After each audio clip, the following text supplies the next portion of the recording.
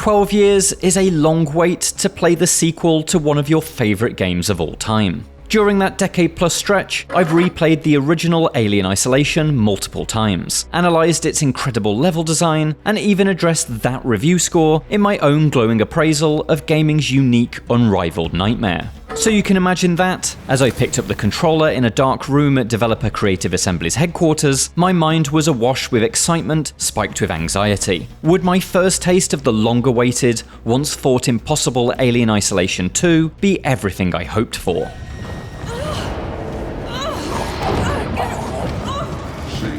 Much like a truncated version of Alien Romulus, the half-hour demo of Isolation Sequel is gorgeous, faithful, frightening, and also deeply familiar. Perhaps a little too familiar. That sense of déjà vu is partly down to the fact that most of this demo, taken from the game's opening, unfolds within the Project KG-348 laboratory, the very same module ejected from Sevastopol Station during the events of the first game. We've quite literally been here before.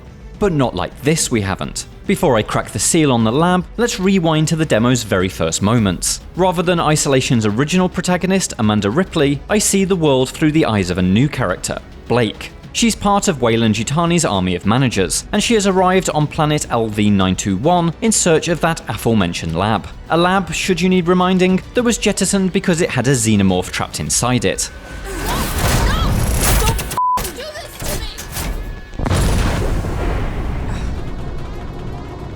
But before Blake comes face to face with the universe's perfect organism, she must first face something new and perhaps even scarier: the outdoors.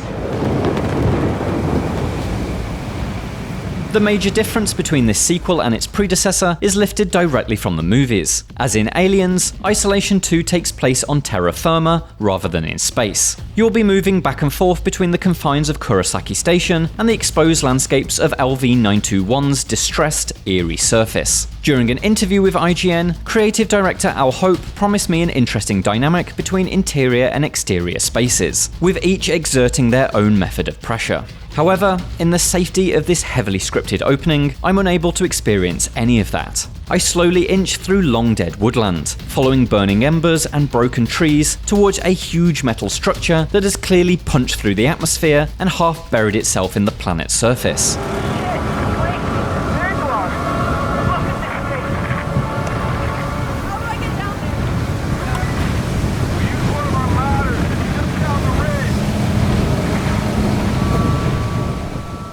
With a lack of lockers and vents to hide in, I imagine this journey would feel terrifying if the alien were loose among the branches. But without such a threat, the sequence feels much like the fairly relaxed planetside flashbacks of the original game, just without the weight of a spacesuit slowing me down. The Seegson design access lever, recessed into the hull of the crashed structure, makes it immediately clear we're not rehashing the Nostromo crew's egg inspection mission. This thing is reassuringly familiar, reassuringly human, and as the hatch opens and I descend the ladder, it's like I'm walking through my own memories of 2014. While the results of Creative Assembly's recreation of Project KG-348's curving red panel corridor isn't quite as dramatic as, say, Metal Gear Solid Delta's updated clone of Groznygrad, it nonetheless provokes a similar reaction. I'm momentarily impressed by the graphical upgrade, but then gripped by instincts that have lain dormant for a decade, as if waiting on standby for this very return. Before the horrors begin, the objectives ease me back into Isolation's fundamentals. The power is out, locking down every door and hatchway, so I poke around the immediate area in search of scrap components with which I can fix the breaker box. While this is nothing new, I appreciate the small additional details that the sequel brings. As I hold down a button to repair the circuits, Blake's hands slot a PCB into place and then flip the switches with a satisfying clunk. You know what you're doing? Not really. No. In the next room, I find one of Isolation's iconic save stations, which now requires you to hold down the interact button for the agonizing duration of the save process. It's a tiny detail, but one that makes you feel all the more physically connected to the world. Pushing deeper into the lab, I'm met with my first jump scare. The lurching grasp and eerie glowing eyes of the Working Joe androids remain just as creepy to this day. But it's in the lab's central chamber where the real magic show begins. The Xenomorph drops from above with an almighty thud. It's not quite the dramatic tail-snaking entrance from the original, But as it towers above my hiding spot, it's clear that this electric game of cat and mouse is once again afoot.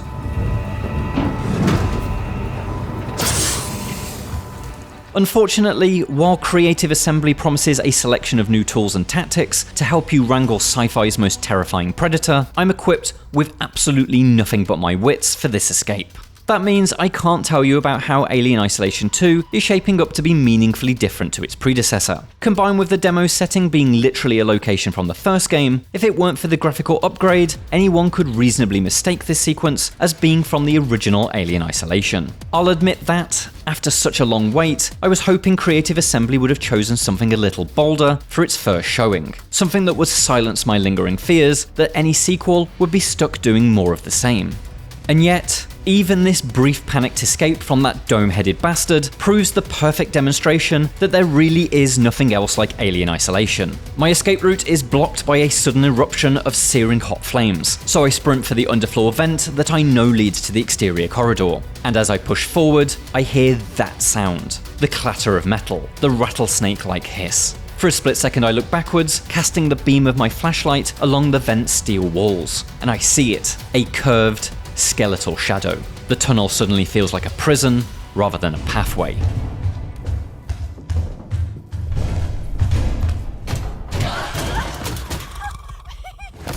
A number of projects have riffed on Alien Isolation's very particular approach. Amnesia the Bunker is perhaps the most similar example, but you can also see the shape of the Xenomorph in the recent A Quiet Place game and the modern generation of Resident Evil stalkers. But while all are accomplished in their own right, none of these games offer the same particular adrenaline-spiking thrills as Alien Isolation. Its multi-layered level design and unparalleled approach to enemy AI create a genuinely singular experience. And while Isolation 2's demo is perhaps the most simple, streamlined example of that experience, stripped of all player agency granting gadgets and tightly controlled for its duration, it's as good a reminder as any that it is the definitive simulation of sci-fi's most terrifying scenario. To do it all over again, even with minimal adjustments to the formula, is something worth trying. It's unsurprising that this short demo was able to so successfully capture the spirit of the original. Alien Isolation 2 is, after all, helmed by the same creative director, built by many of the same people, and its prologue is specifically designed as a bridge between the two projects, and so it's convinced me that it's at least in the right hands. But I'm now more eager than ever to see how this against the odds sequel will build upon its predecessor. It's time, Creative Assembly. Open the doors, let me outside, unleash the beast. I'm ready. For more Alien Isolation, check out our interview with director Al Hope to learn even more about the sequel, or check out my own thoughts on the original game. And for everything else, stick with IGN.